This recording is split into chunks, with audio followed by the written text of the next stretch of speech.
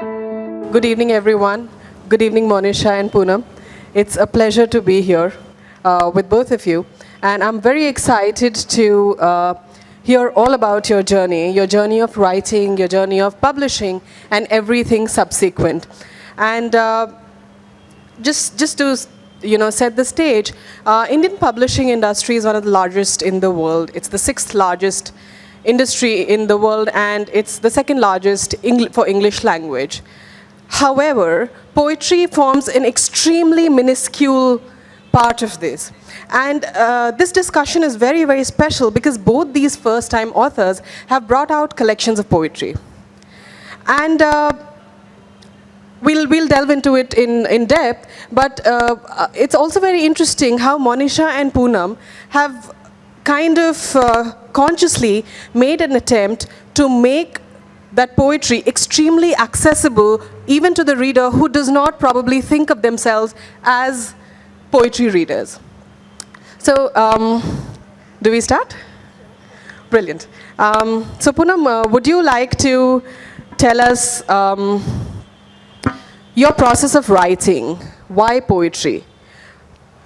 For me, thank you, Smita, first for the introduction, and also Khorshid. For me, it's actually been a rather organic process. I started writing in reply to various emails that a lot of my friends would send me from across the world. We're a very close-knit group of friends, and some of them are here in the audience today, so really welcome all of you.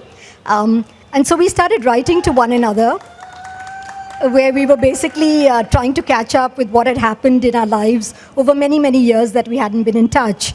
And almost just by magic, I started writing and replying in rhyme, and a lot of it got appreciated. And so it sort of just led me along the path of continuing to do this rhyming verse, and my poems became a little longer, they became a little more meaningful. And if you go through the book, you'll find that some are very, very simple, obviously written a few years ago. Others, I can see that I've matured as a poet, so those probably have a little more meaning. And that's how the journey went on. And I never had thought about publishing a book. It was only when friends almost cajoled me into it, saying that, listen, just sharing it on Facebook and WhatsApp is not enough. It's time you put the collection out for others to also be able to read and be a part of your journey. And I was fortunate that the very first publisher I approached liked what he read, and that's where the entire journey began. That's wonderful, isn't it? And it also points out to the extremely important role of friends. Or the first readers of our poetry, the first readers with whom, because it's a very, it's kind of like bearing ourselves when we share our first drafts or whatever. So I'm sure, you have a lot to... True, one has to be fairly courageous because when you write, and if you write for yourself, you're writing about a lot of your inner angst, your feelings, your frustrations, your disappointments, but on the other hand also your successes and joys. And when you share it with others, it's quite cathartic in a way, because, but it's definitely courageous. Great. Thank you, Punam. Monisha, I would pose the same question to you. Why poetry? And in your case, also, why poetry and the juxtaposition with art? So just to give a brief background, Monisha's book has verses and S.H. Raza's paintings as prints. So the book is as much a visual experience as it is a poetic experience. Over to you. Yes, thank you, Avid Learning. Thank you, Team Kala Ghoda and Ranjit for inviting me here. I'm delighted to be here. I'd like to share also my process of writing. I think for me, writing is a process of losing myself. When I'm writing, I almost forget who I am. It's a state of like a self-forgetfulness. And, when I go back to my verses, I almost, think, oh, did I write this stuff? But for me, the inspiration really came when I started my study of ancient Indian texts, especially Indian philosophy, way back in about 2014. I was seeking many questions, seeking answers to many questions like, pursuit of happiness and what is the meaning of life and, my thoughts, what are emotions, what are relationships. And I chanced upon many answers through these texts, and that's when poetry just started flowing naturally to me, almost like a spontaneous overflow of emotions. And I, decided that this is something that I truly, truly enjoy, and I must give it more expression. And it's like I'm reminded of a verse of an analogy by Gulzar ji. And in fact, at the Avid Learning last workshop, Gulzar ji had given his how he writes poetry, and he said that it's like a pot of boiling water, and the thoughts are simmering in your head. And when the lid topples over, that's the time when it's similar to when poetry is flowing out. Absolutely. So it's just, for me, voices to verses is a culmination of the voices in my head into verses. It's like a journey from the abstract to the construct. And I felt that in today's day and age of fast foods and fads and contentions and confusions, very few people have the time to really read about our ancient texts, especially commentaries and research about these topics. So I felt that there was a need to revive this knowledge, and in the form that's palatable and appealing to the new age reader. So these poems deal with ancient texts and the subtle and deep wisdom of these ancient texts, but they present it in a new age expression, and we can all find ourselves in these poems. They're carved out of daily experiences. They're poems based on desire, habits, time, multitasking, acceptance. So, these are very concepts that are familiar to all of us. And I thought that this has to be presented, but it also has to be presented in a manner which is visually appealing, because otherwise it tends to get a little boring. And I've had the privilege of meeting Razaji about 15 years ago through our family art gallery, Art Musings. And I met him, and he relocated to Paris. He was living in Paris, but his heart belonged to India, and his love for India was immense. His sense of belonging and his knowledge of ancient Indian texts was something that I was struck by. He popularized Indian philosophy through his iconic paintings, and he brought concepts like Bindu, Panchatattva, Purusha Prakriti, Kundalini, all these concepts to the modern day art lover in a beautiful way. And I felt a deep connect, deep synchronicity with his works. In fact, I remember him saying very beautifully, he said, Divya Shaktiyon ke bina kala nahi, which means that only with the collaboration of divine energies do you get craft. And I think in many ways, poetry is also an act of grace. It happens in a state of, it's an inexplicable state where, the grace just flows. It's almost like an act of reverence, an invocation. So similar to what Razaji did with his work, it was his sadhana, his reverence. And he also quoted Friedrich Nietzsche when he said that art raises its head when religion declines, and it has the power to heal and restore us to a sense of wholeness. So those words really resonated with me, and I felt that I'd be blessed to have his works grace my poetry, and then present the poetry to the reader in a manner which is visually appealing and yet delivers a message at the same time. No, I think that's a very, very important point that you made about religion. And I think I'll turn to Punam on this as well, because I feel that your poems are also an attempt to kind of express the non-conformity that you stand for.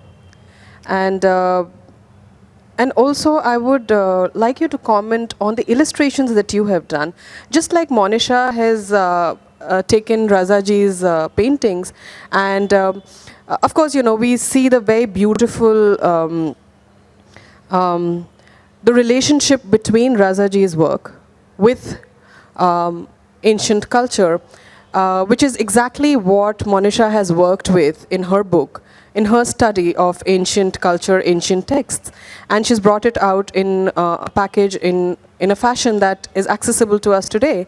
Punam has done something similar, but it's through her own illustrations, it's through her own use of rhymes. And Okay, for me the journey's been a little different because I'm not very religiously inclined. I think we are all spiritual. I think we all do have God within us. But for me, the rites and rituals don't necessarily appeal. In fact, I tend to run away from them. And I also come from a family where, again, we haven't really ever got into a lot of the mythology and religious texts that exist because, my mother's a social scientist, my father's a scientist. So I think the background that I come from has sort of kept me away from this. But the way Monisha has found a lot of rhythm and passion and an answer to so many of her questions in some of these old scriptures, I think is very relevant today. And I was recently at the Jaipur Lit Fest, and what I found is that a lot of authors are today writing about different characters from the Mahabharata, from the Ramayana. They're giving you a different take from different characters who have till today probably been marginalized a bit, but you're suddenly getting something from Draupadi's point of view. You've got Sita talking about something. You've got Karna giving his point of view. So it's not only, Krishna and the other ones whom we are familiar with. When it comes to the illustration part of it, I too wanted a book which had some illustrations because otherwise it's not a novel. So with a novel it's different, you turn pages, you're immersed in the story, you become one with the characters, you associate either with the antagonist or the protagonist. But when it comes to poetry, it's different. You take one poem, depending on your mood, you read it, you like it, you digest it, maybe you come back to it again, maybe you read 2 or 3 poems at one time and then put it away, keep it aside and then come back again. So I also did want some visual relief. And again, I'm using the word organic because even when I started sketching, I've never really been an artist, though I've always loved art. I just started randomly drawing faces, and as I drew them, I just enjoyed the process. So once again, it was friends, and this time it was also the editor of my book. Everyone said that, listen, just send the pictures to them. And I did, and they said, look, we love what you've done, and it would be wonderful to have them as the section dividers for the book. And that's how it really ended up coming into being. And including the cover. The cover was it was something that I drew, and then I took a Xerox of it, and I actually had a new set of black pens. And I just started playing around with them, and before I knew, I'd created this Zentangled hair. I didn't even know that's what it was called till I actually, had a look at it later, and somebody said, do you know that's called a Zentangle? And I said, oh, I didn't know it had a name. And I just kept playing around with it, and finally I said, okay, now I'm just putting it aside. And again, when I sent it to the editor and to my publisher, they just absolutely loved it. So I painted the background, which I did in watercolors. So the red is also not printing red. It's really a red that I have created through watercolors. And I somehow just stuck to drawing women because I like the idea of, big eyes and these very dominant kind of lips. Of course, a lot of people say that a lot of them look like me. I'm not so sure, but somewhere maybe there is a reflection of me in that too. So your process has been more cathartic, and I think Monisha's process has been more towards discovering for yourself. And so now, moving on to when did both of you feel that you were there and now you wanted to make a book? When did that happen? When did that thought come to you, and what did you do next? Well, in my case, I probably had about 80 odd poems, and I actually had never really put them into a concise folder or file or anything. And when friends started saying that, look, why don't you put them all together, create a collection, and maybe you can try publishing it. So it was just these random thoughts and things that people said to me. And then I actually started thinking about it, and I said, well, maybe I do need to share these so-called words of wisdom or whatever you want to call them with a slightly larger audience. And then I approached a publisher. It was somebody whom I had met in the past, and when there was another book launch happening. And I just, my husband, in fact, encouraged me. He said, why don't you just go meet him? You really have nothing to lose. At best, he'll say no. So I met him over breakfast, and I'd read 3 poems out. They were all different. And he just sat there and he said, yes, you're on. And I said, I'm on means? He says, yeah, sure, we'll go ahead and publish a book. And I was like, okay, I kind of almost choked over that piece of toast, but it was very exciting. It was a very defining moment for me. And then, of course, I sent all the poems to their editor. She went through it, we went back and forth. And then in that process, I felt that I wanted to add a little more to the collection.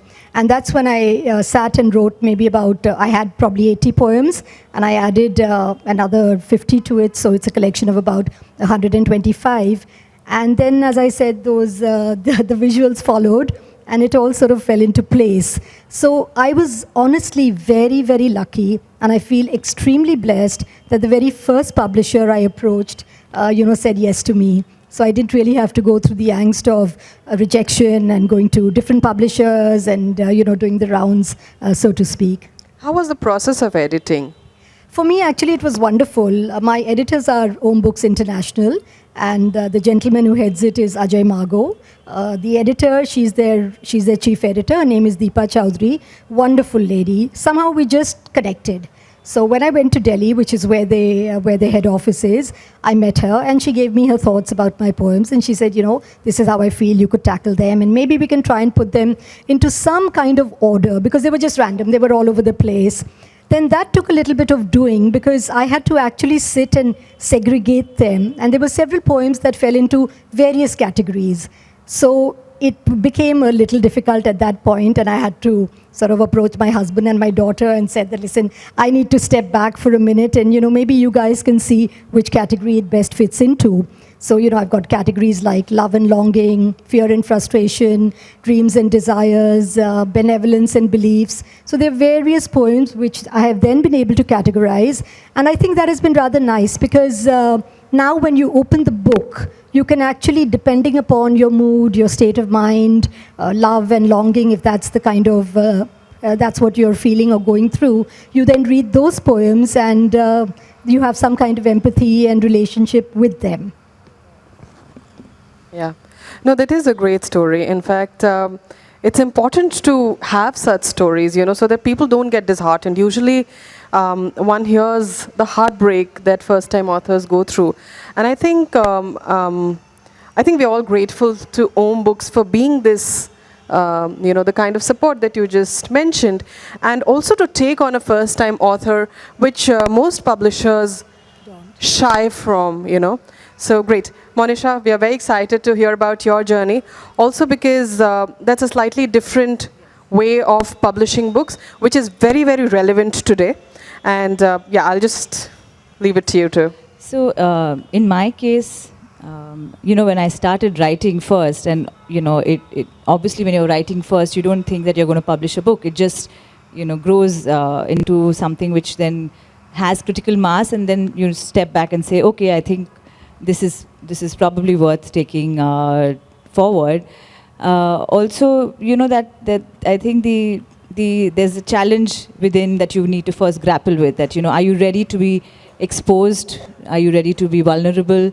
Are your poems ready to make that journey from your world of solitude into the world of multitude?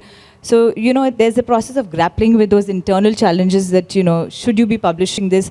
Because I think every author has a kind of a dichotomy that there is a self-belief in what you're doing, but you also need to have a healthy dose of self-analysis to ensure the quality of what you're producing. And you can't be just publishing some random ramblings. So I think to that extent there is this sense of maybe critical analysis that I went through. That I had maybe about 50, 60 poems, and then I curated them to say, maybe 40 poems are worth publishing.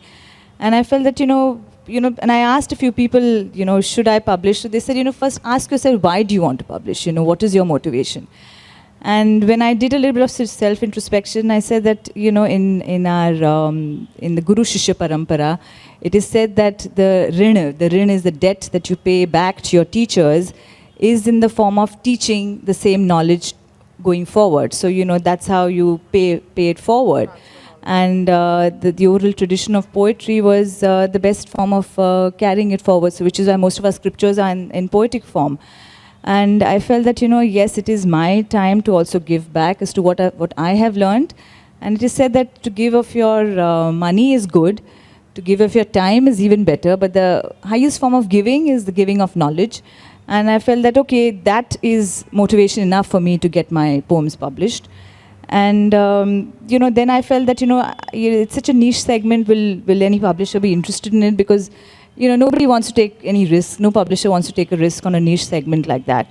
So I decided to self-publish because I was convinced that these voices had to reach out to a wider audience, because I felt these were collective voices that belonged to the audience, and they were submerged somewhere in our collective unconscious. So it was time to live in those dormant voices in the form of my book. And so that's when I decided to self-publish it. And I met Sangeeta Bhansali of Vakils at a school book fair, and we got talking, and I found in her a genuine love that she exuded for books and poetry. And so I shared my poems with her, and she said, yeah, we'd love to work with you. And because it was also something that I felt that I wanted to be involved in from start to finish in terms of the design and the look of the book, get permission from the Raza Foundation and work with Art Musings, I felt that I had to be involved from start to finish through the route of self-publishing. It's been wonderful because I've thoroughly enjoyed the process of looking at even little things like editing, the footnotes, the color schemes, the alignment, and the section breaks also, because even I had a bunch of about 40 poems which had to be then segregated into 4 sections. And you try and bring in a sense of order and harmony in those poems and say, okay, which poems belong to the first category, which is Power Sutras, which are basically small pithy verses, which are like daily doses of wisdom that one takes. And the second section was thematic expressions, which are concepts for scrutiny to take a fresh look at your conditioning. So poems had to fit into those thematic expressions. And then my third section is about 18 gems from the Gita. So poems which are inspired by verses from the Gita. So those went into that section. And the last section is dedication. So there was this whole process of trying to, fit in the poems in those buckets, so to say.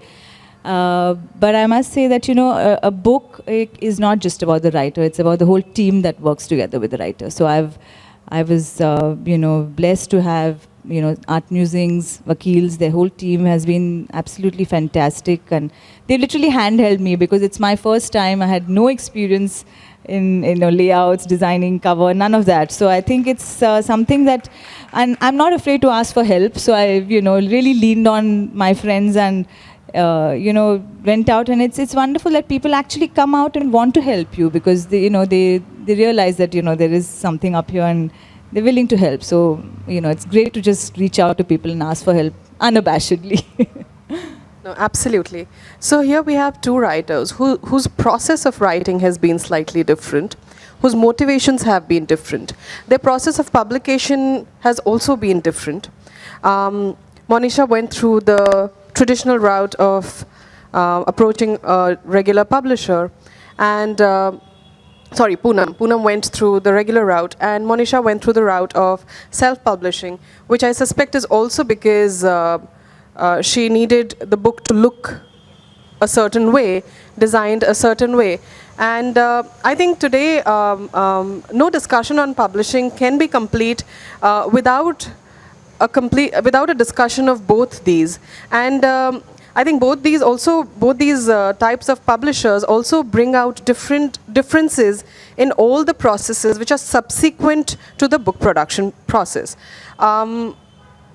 So I think now I want both of you to discuss everything that happened after you received your copy, how the book was launched, how did the promotions happen, what do you think of the distribution system, what has Amazon done to change it, and how strongly would you recommend your particular publisher to a first-time author who has maybe something like you, but they haven't put it out yet? Most publishers will cry and tell you that they don't have money. They will also tell you that, books are dying, the real estate is so expensive, so they really can't have these bookshops like you see in different parts of the world. So that's a constant problem that exists. As far as when it comes to actually marketing a book, of course, when you first launch it, in whichever way. I mean, even if it's just out there and you put it into the various online channels that exist, you've got Amazon and Flipkart, and in my case, Home Books has their own channel where you can buy the books from. And they also have bookstores where it retails from. Along with that, they also retail from, well, some of the well-known bookstores across the country. So, for example, Crossword, which is a chain, which is a national chain, I was fortunate to have my books there. Now, having said that, when you walk into a bookstore, you find that there are 1 zillion books. And it's really very, very difficult to decide what you actually want to read. So either you go to a particular genre that you like, or you are excited by the cover of a book, or you turn it over and you read what are the endorsements, or maybe you just open the first cover and read a little bit about the author, or it's probably a combination of all of these. But for that initial draw to happen, it's a difficult task. Again, in my case, I did have a lot of posters that were put up by Home Books in their various bookstores, but many other stores don't actually encourage that because they don't really have the space for it. There's just too much going on simultaneously. After that, a lot is really left to you as an author to push your own book through. Because again, if you ask the publisher to put in money, it's not really forthcoming. So there's a lot that you have to do by yourself. And again, the problem is that these days people only come for book launches when there are celebrities involved. I mean, that's the unfortunate reality. So if there is a name, if there is somebody who's known, if it's a film star, if it is, well, maybe another very well-known author, or somebody who's occupied the media space and people are familiar with, the minute you mention that so-and-so is going to be there at the launch of your book, yes, you can expect both the press and a reasonable crowd to come. I did have launches which actually fell into that category, I must admit. And that was really, in a way, good for me because I had a lot of friends who came. I had incredible launches in Bombay, Delhi, as well as at the Taj Lit Fest in Agra, right in front of the Taj Mahal. So that was really something. It was a once-in-a-lifetime experience. It was very, very spectacular. I did have support from my publisher and his entire team. But again, when it came to the monetary part of it, that's when they tend to shy away. So that's where you really have to put your own push out there. You have to get into social media. You have to have friends constantly encouraging you on Facebook. You have them retweet. That's really one way in which to push the book forth, because otherwise, unless you're one of those writers where you've been picked up by a very large publishing house, you know, whether it's a HarperCollins or a Penguin or a Westland or one of those. But even there, I have heard from friends who have published with them that when it actually comes to the marketing aspect, you're really on your own. So it's not necessary that even if you sign on with a very well-known international publisher, that you will get the push that you actually want. And I also know of many cases where friends have written 2, 3, 4 books and have finally just given up the chase because they said, it's really not worth it. You sell 1,000 copies, 2,000 copies, and for all the effort and angst and time and research and, like you said, introspection and self-analysis and, you know, really putting your soul out there for everyone to see, at the end of it, if there are just a few thousand people who are going to be reached, it's very, very disheartening. I'll ask a question related to that after Monisha shares her experience with us. So my experience has been, completely the reverse. I would say it's very early days for me because my book has just been released in January, so it's just been a month and a half. So early days for me. But like I said, I've for my initial, and I didn't have any book release or book launch kind of a function. I find the word book launch a little, it's a little odd, right? It's not like a spaceship to be launched or something, but like a book unveiling sounds better. So I think I deliberately shied away from, for me the joy in writing I think is so fulfilling and so satisfying that I think just seeing my book come alive is hugely rewarding for me, and to navigate this whole complex world of promotion, marketing, and distribution. I still need to grapple myself around it, and it's early days for me, and even things like Facebook, social media, Twitter. I think my learning curve is very steep on that count. But I've leaned a lot on my family and friends, and because my book was a fundraiser, it was nice that people came and gave in generous contributions, and so selling the book initially through word of mouth was really not that difficult. But I haven't really gone down the path of reaching out en masse. The book is on Amazon, on Kindle, and at Kitabkhana, so very limited distribution. I'm also planning to put it up on BookBub so that it reaches out to the international audience. So I think with my limited experience, it's challenging. It's maybe intimidating for a first-time author because as creative people, we like to just focus on our creativity and our work. The whole world of distribution marketing seems a little alien to me. But I am looking at it as a learning opportunity, and I think in this day and age of so much innovation, so much disruption, we have to make way for the new and let our old habits die hard and not shy away from. So I'm having a heart-to-heart with myself every day and saying, what am I learning today to get my book out there? So it's a process of learning for me, I must admit, and I hope to be able to give better insights maybe next year if I'm here, and I'd love to share much more next year. It's too early for me to really comment on marketing, promotion, distribution yet. Okay. See, this something that both of you have kind of addressed. You've been addressing all the angst, the insecurities that an artist feels. And you, I think, very rightly said that there are people who've written and who have given up because the commercials didn't make sense for them, which is what makes the publishing industry extremely fascinating. Sinister, but extremely fascinating. Because on one side is this writer who's putting their heart and soul into their writing, and on the other side is a reader who doesn't know what is beyond the cover of the book.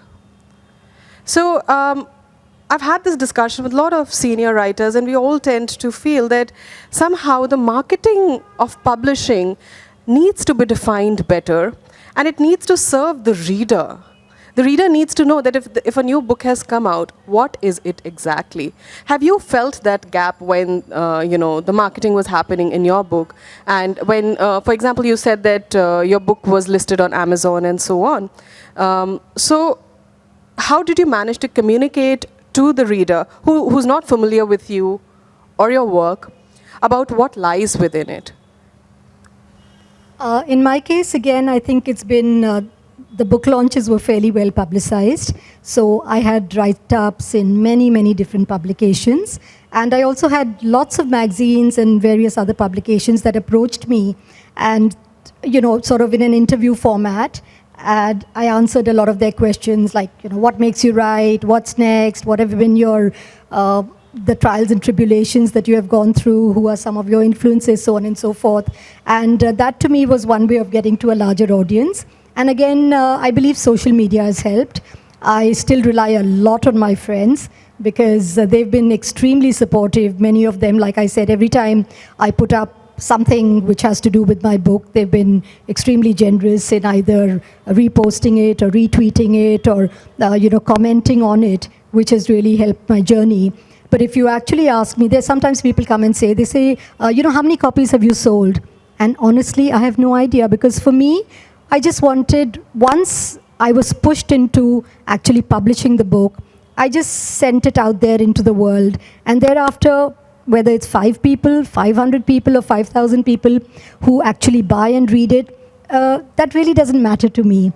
It's just the feedback that I have got. It's been extremely nice. It's been wonderful because various genders, it's cut across genders, it's cut across age groups. I've had teenagers coming and saying, oh, auntie, I loved your poems. And I've also had, people who are in their 80s saying, beta, I thought that poem that you wrote was exactly what I've been thinking.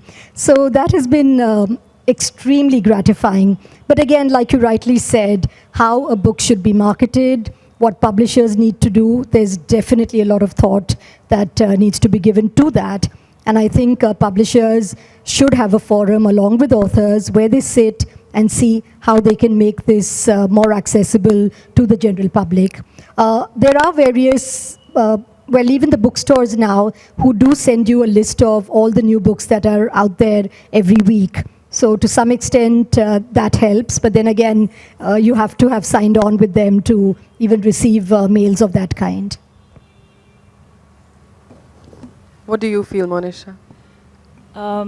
So, again, I think for me, it's just been, it's too recent to really, comment too much.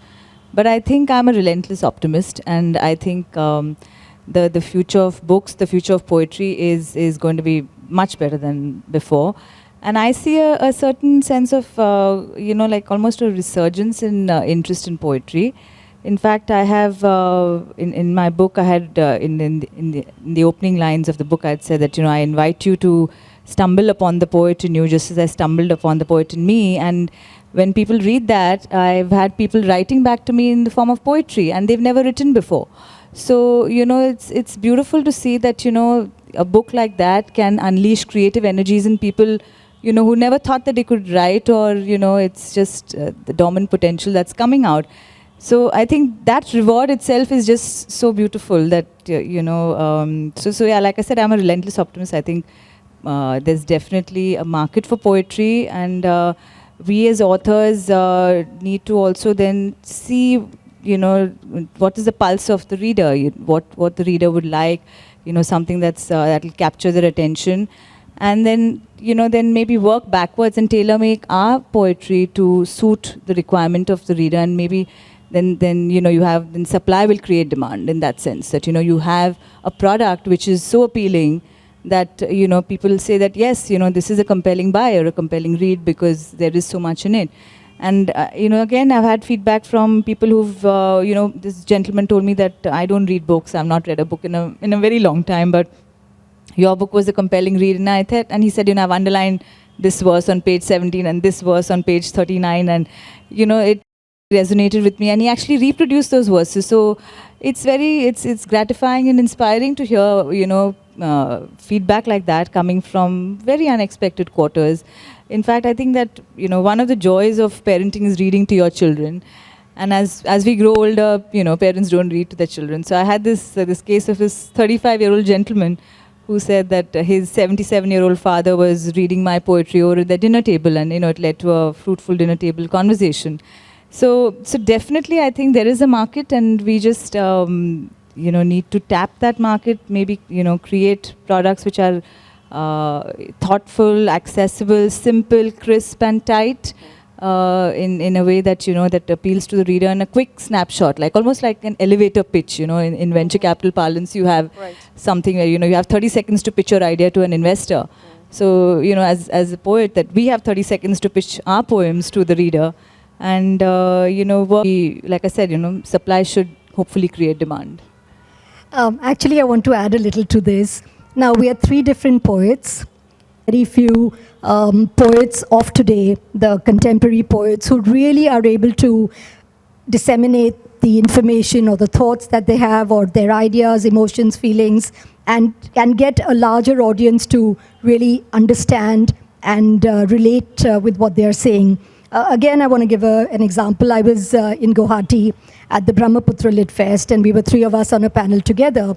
So there was a poet from the Northeast, and his poetry was again so different from mine, because I'm a city person. My everything that I come from or represent, my frame of reference is again very, very urban. And there was this gentleman who's obviously gone through a lot of angst in his life, where he was just talking about the fact that people in the Northeast have been marginalized. They still don't really feel that they are a part of India, so to speak. There's that feeling of isolation, and there was a lot of angst in his poetry. And the third person was this gentleman who was a Tibetan refugee. He's been living in India all his life. He lives in Dharamshala now. And despite his poem having angst, there were also there was a lot of positivity in his poetry. So we were three different people representing, again, three different genres within poetry itself. We were three different age groups, and everybody had something that appealed to somebody. So, at the end of the session, I had few people coming up to me and saying that they really like this and they love that poem I read and so on and so forth. And likewise, people gravitated to each of these other two gentlemen, and also the ones whom they could relate to. They went up to them and said that, this is what we liked about your poetry. So though Monisha is talking about being able to put it out there and get a larger audience, I am still a little cynical about it, because I fear the numbers. Poetry as a form is still not, or as a genre, is still not accepted as easily as we would like it to be. It's not like a chick lit, or it's not like a thriller or a detective novel or romance where you just sort of breeze through it. Here you have to stop, you have to think, you have to assimilate, and you have to actually try to get into the poet's mind and head to understand what they're trying to communicate to you. And I'm sure your book also, I think, deals with women who've gone through a lot of angst in their lives, and so you've probably gone through this too. Yeah. In fact, this is a very interesting point that you made. It's something that, Shudip Sen has written in the foreword of his big anthology of Indian poetry, where he observes that Indian writers have won all the big prestigious awards in the world, and they have established themselves as mainstream in the West and India alike. Somehow that's not happened to Indian poetry. Although we have exceptional poets, we have had and we still do have exceptional poets, but somehow the reach of poetry has not been as strong as, say, fiction. But what Monisha mentioned is very important. Are we as poets not doing enough to communicate very correctly about what lies within our books? Is it something that the marketing department of the publishing house should take up more seriously?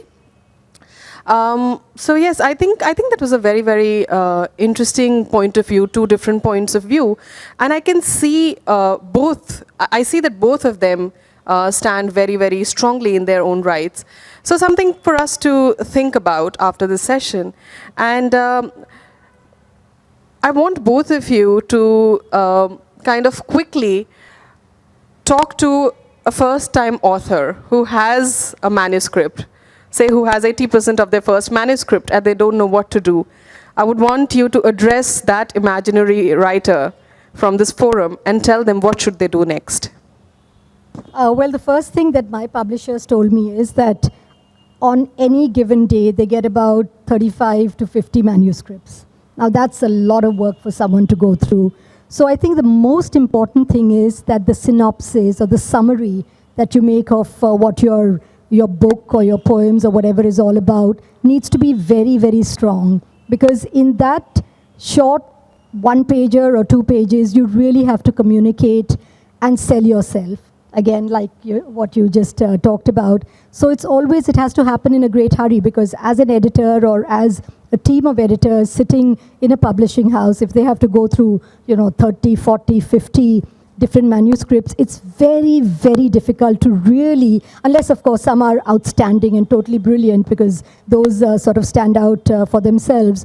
But for the rest, you have to really sell yourself with the synopsis that you send to your publisher. This is what I was told, and I definitely believe in that. And I also think that within the process of writing, there is a certain grammar. There are certain rules that you do need to follow. You can't just be very random about everything, whether it's poetry, whether it's prose, just the way we've grown up in school learning sentence construction, how to create a paragraph. A story should have, a beginning, a middle, and an end. This is a framework. And it's a framework that you definitely need to work within, because otherwise it's going to be just completely random and out there. And again, for somebody who's maybe finished about 80% of whatever they would like to get published, it's very, very important to go to your peers, go to people who are your mentors, and share with them what you've already written. You can't just directly go to a publisher and say, this is it. You need to get feedback from a lot of people around you. They will, if they're really close to you, they will give you honest feedback. Sometimes you have to, not sometimes, you always have to rework things 100 times over and really put out the most perfect, best and final piece that you can. Yeah. Hemingway said that write drunk but edit sober. Yes, Monisha, what do you I think? completely echo Punam's thoughts on this, and I think it's very important. And coming from my own experience, the number of drafts that one goes through, is enormous. And I fortunately had a ruthless editor, who told me, cut this, cut that. You can't you can't have footnotes that are so long. So you need a certain element of objectivity, because as a writer, you get so emotionally involved in your work that you're not willing to cut 2-3 lines, or you just feel that this also should go because this is communicating so much.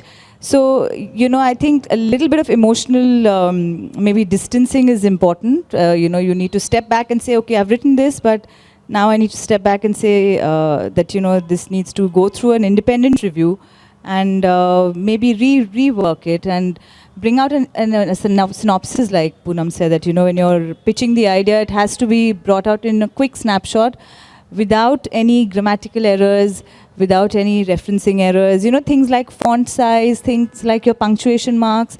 You can't afford to overlook those things. Those are nuances, but they are very, very important. So I think pay a lot of attention. The attention is in the finer detail. You can put somebody off by something which is as basic as that. If you get a spelling mistake, or so it's essential to be ruthless about your editing yourself, and share it with peers, share it with like-minded people, get feedback, and be open to criticism, and rework that whatever you've done. And also read a lot, because I think my best ideas come when I read, listen to podcasts, watch TED Talks, go to inspiring places, libraries, museums. So surround yourself with inspiration, be with nature, so that what you're feeding your senses, what you're feeding your mind is ultimately what you're going to produce. So it's garbage in, garbage out, or beautiful in, beautiful out. So you've got to be really mindful about how you spend your day, how you spend your time. And all of that then gets reflected in your work, and that's very important. I agree with that too. Yeah, I think that's very, very helpful advice. And before we open up to questions from the audience, I'd request both of you to read your favorite poems from your book. I didn't know that this was my favorite poem, but since most people have said it's their favorite poem, I think inadvertently it's become mine too. It's called The Old Nightie. And the background to this really is that, we all have this old nightie, and I'll go on to tell you how I feel about it. Though it addresses a nightie per se, which is a feminine garment, it actually has resonated with a lot of male readers too, because each one has come to me and said, I have that ganji, it's got holes in it, but I still wear it. And I have that t-shirt that's completely faded and it's torn at the armhole, but I still wear it. And those boxers, I know that there's a problem with it, and they really don't look very nice, but I still wear those. So this is to all of you out there who have an old nightie or an old ganji. I can't throw away my old nightie. It's my most comfortable dress. It envelopes me in its warmth, just like a soft caress. I think it was colored pink when it started out its day, but time and use have faded its vibrant colors away. The tiny lace edging its hem no longer does exist, but its comfort and soft feel continues to persist. My family doesn't understand. Why throw it away? I can't. Even though wearing it makes me look like a frumpy aunt. I darned a hole, scrubbed out a stain to give it a respectable look. But like old burlap, it continues to be, despite all the trouble I took. I have so many more nighties, each prettier than the next, but I just can't convince myself to put this one to rest. The husband scowls, the children smirk each time they see it worn. I think they're conspiring with the maid to ensure that it's swiftly torn. But how can I let go of something that swaddles memories in its weft? I really want to cling on to it, don't want to be left bereft. Aha, I think I finally know how to make peace with my second skin. I'll cut it up into a rag and continue the battle to win.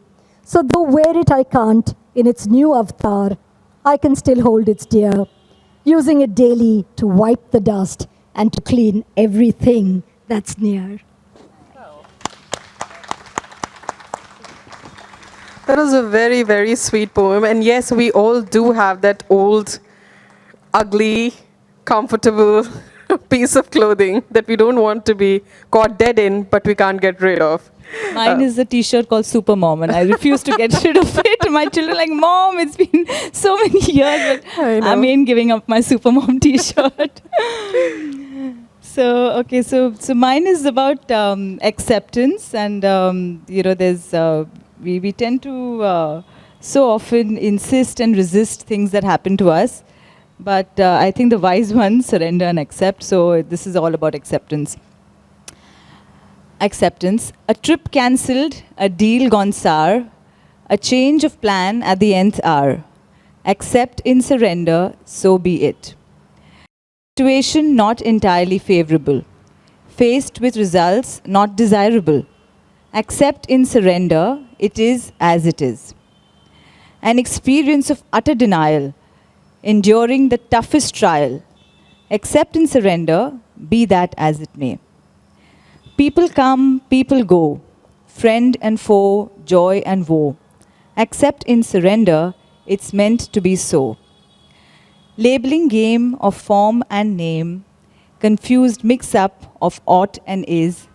Accept in surrender, just be as is. Give life a cheerful welcome, why the fret? No hopeless resignation, what you seek is what you get. Accept in surrender, it's for our very best.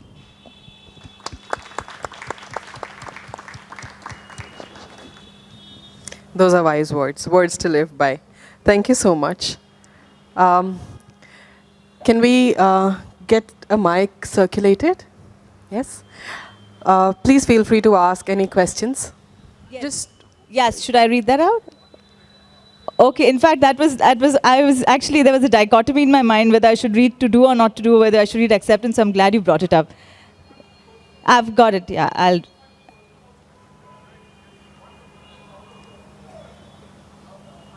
Acceptance. So yeah, I wasn't sure whether I should read acceptance or to do, but I'll read that. Thank you.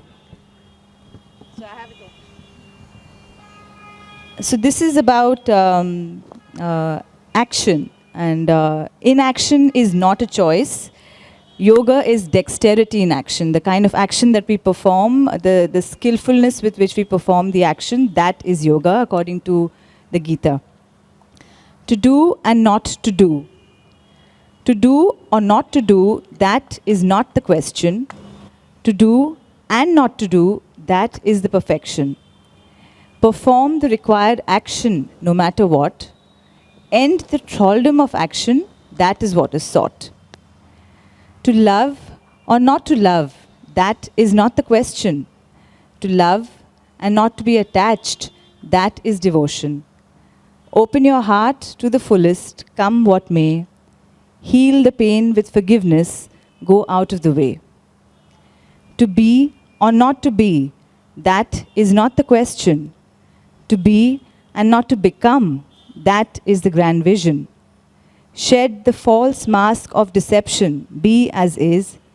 Discover the ineffable truth, the fountain of bliss.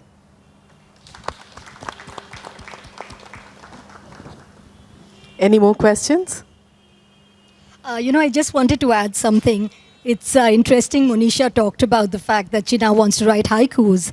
And of late, what I've been writing are quatrains, which is, basically these 4-line poems. And it's quite interesting that in that brevity, you are trying to communicate and convey so much. And it's sometimes even harder to write that than to, write a very long poem, because there your thoughts flow and you're covering everything. But when you try to say it in minimum number of words. Many of you must be familiar with Terribly Tiny Tales, where again, in 140 characters, you're really supposed to convey something that is meaningful. So I think poetry, we've been talking about there being a resurgence. And I think in this day and age where people really have very, very limited time spans, earlier you spent 12 seconds looking at something, now you only spend 8. So I think it's very important for the writer, for the poet, to spend a lot of time being very particular about what they say, so that in those few words you're really putting out the right message, whatever it is that you really want to convey to your audience. Thank you. So yes, I do read Devdutt Patnaik, and I in fact enjoy reading his articles which come on Sunday, where recently he's been talking a lot about temple architecture and places of interest in the country which have some sort of a relationship with scriptures.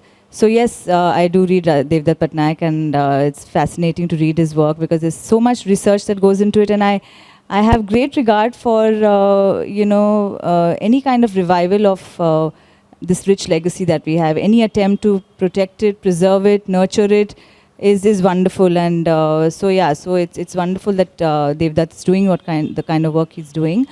And as far as self-publishing is concerned, sorry, I didn't quite get the second part. You wanted me to talk about the whole.